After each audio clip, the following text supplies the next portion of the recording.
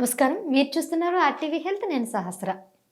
వర్షాకాలం అయిన తర్వాత సీజన్ మారినప్పటి నుంచి అందరికీ కూడా జలుబులు, జ్వరాలు ఇవి విపరీతంగా అవుతూ ఉంటాయి.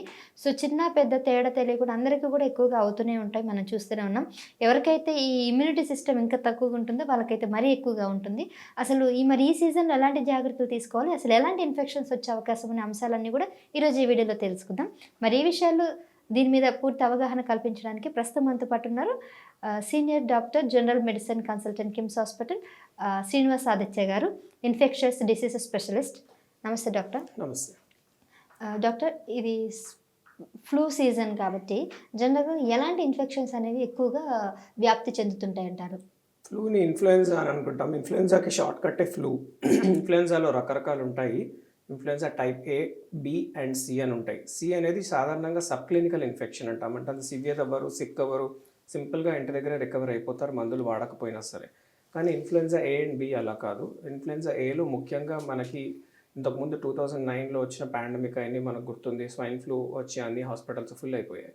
సో H1N1 అనేది స్వైన్ ఫ్లూ అన్నాం మనం ఇప్పుడు లేటెస్ట్గా ఇండియా అంతా more than half the population of India effect అయ్యి ఉన్నది H3N2 అనే వేరియంట్ వల్ల సఫర్ అవుతున్నారు. సో ఈ అండ్ ఇన్ఫ్లుయెన్జా బిలో యమగాటా వేరియంట్ అని కొన్ని ఉంటాయి. అవి అంత సీరియస్ ఏం కాదు. మెయిన్గా ఇన్ఫ్లుయెన్జా ఏ మీద మనం ఫోకస్ చేయాలి. సో ఇది రావడం వల్ల మనకు రొటీన్ ఫీవర్ లాగా severe headache, body pains, nasal discharge అంటే ముక్కులోంచి నీరు కారడం కానీ, ఊపిరితిత్తుల ఇన్ఫెక్షన్ కాబట్టి ఆయాసం రావడము, బాడీ పెయిన్స్ రావడము అండ్ మల్టీ ఆర్గన్ ఫెయిల్యూర్లో కొంతమంది అన్ఫార్చునేట్గా రీచ్ అయ్యే ఛాన్సెస్ కూడా ఉంటాయి. సో ఎలాంటి వారు ఎక్కువగా దీనికి లోన్ అయ్యే ఛాన్స్ ఉంది అంటే చంటి పిల్లలు, అప్పుడే పుట్టిన చంటి పిల్లల దగ్గర నుంచి 59 మంత్స్ అంటే ఆల్మోస్ట్ 5 years రీచ్ అయ్యే వరకు ఈ రిస్క్ అనేది ఎక్కువ ఉంటుంది. ముఖ్యంగా ప్రెగ్నెంట్ ఉమెన్లో ఈ రిస్క్ అనేది చాలా ఎక్కువగా ఉంటుంది. హెల్త్ కేర్ వర్కర్స్ అంటే డాక్టర్స్, నర్సెస్ ఎవరైతే స్టాఫ్ మన పేషెంట్స్ని హ్యాండిల్ చేస్తారో ముఖ్యంగా పాజిటివ్ పేషెంట్స్ వాళ్ళకి వచ్చే రిస్క్ కూడా చాలా ఎక్కువగా ఉంటుంది. సో ఇది ప్రివెంట్ చేయడం అనేది కొంతవరకు మనకి సాధ్యం. ఎందుకంటే దీనికి మనకి టీకా అవైలబుల్ ఉంది కాబట్టి ఒక్కసారి చలికాలం మొదలవుతున్నా లేకపోతే ఎండాకాలం ఎండ్ అవుతున్నప్పుడు అంటే మే, జూన్, జూలై ఈ మంత్స్లో ఇన్ఫ్లుయెన్జా వ్యాక్సిన్ అనేది తీసుకున్నట్లయితే మనకి 4 డేంజరస్ వేరియంట్స్ అనేది దానిలో కవర్ చేయడం జరుగుతుంది. సో 1 year దాకా మనకి కొంత ఇమ్యూనిటీ అనేది వస్తుంది. సో వ్యాక్సిన్ తీసుకున్నంత మాత్రాన జ్వరం రాకుండా ఉంటుందా అంటే కాదు. వ్యాక్సిన్ వల్ల బెనిఫిట్ ఏంటి అంటే సింపుల్ పారాసిటమాల్ వేసుకోవడంతో ఇంటి దగ్గరే రిజాల్వ్ అయిపోతాయి ఇలాంటి ఫీవర్స్.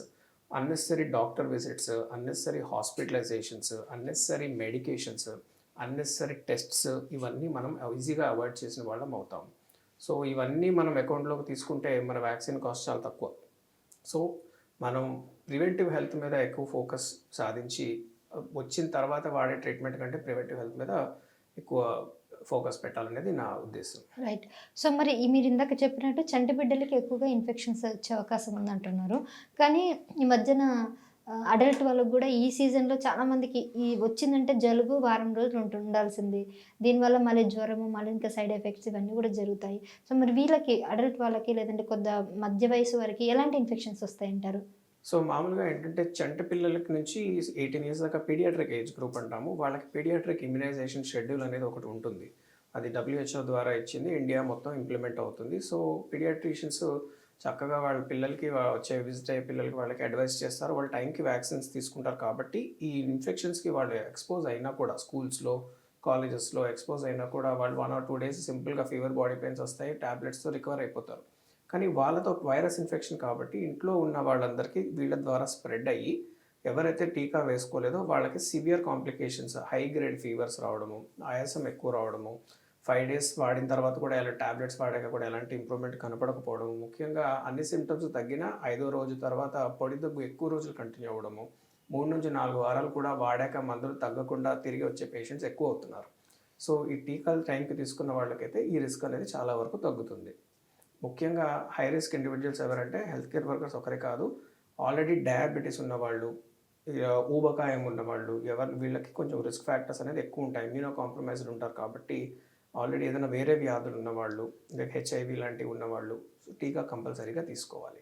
రైట్. ఇక ముసలివారి ముఖ్యంగా వృద్ధులకైతే ఇమ్యూనిటీ సిస్టమ్ అయితే చాలా తక్కువగా ఉంటుంది. మరి ఇలాంటి వాళ్ళకి ఎలాంటి జాగ్రత్తలు, ఎలాంటి ఇన్ఫెక్షన్స్ వస్తాయి అసలు మొదట?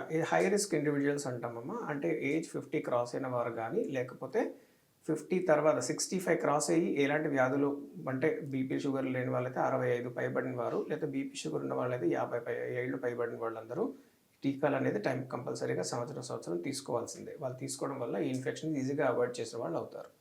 ఓకే. సో అందరికీ కూడా ఖచ్చితంగా ముందుగా ఈ చంటి సీజన్ బిడ్డ నుంచి 99 ఇయర్స్ దాకా ప్రతి వాళ్ళు తీసుకోవచ్చు. ఇన్కేస్ చంటి బిడ్డలు ఆల్రెడీ చిన్నప్పుడే తీసుకుని ఉంటే మళ్ళీ పెద్దయినా కూడా తీసుకోవాలా వాళ్ళు?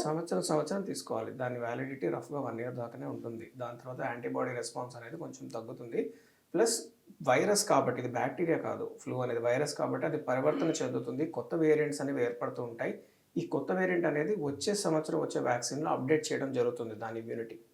సో ఆ నెక్స్ట్ ఇయర్ నుంచి ఆ వేరియంట్కి తగ్గట్టు యాంటీబాడీస్ కూడా రెస్పాన్స్ వచ్చేలాగా యాంటీజెన్స్ అయ్యి ఉంటాయి కాబట్టి వ్యాక్సిన్లో కొత్త వేరియంట్ వచ్చినప్పుడు మాత్రం ఖచ్చితంగా తీసుకోవాలి shot. Right sir, thank you so much sir. Thank you. Local to global news at your fingertips. మీ చేతిలో ఒక ఆయుధం. Download raw TV app. Media legend Ravi Prakash is back.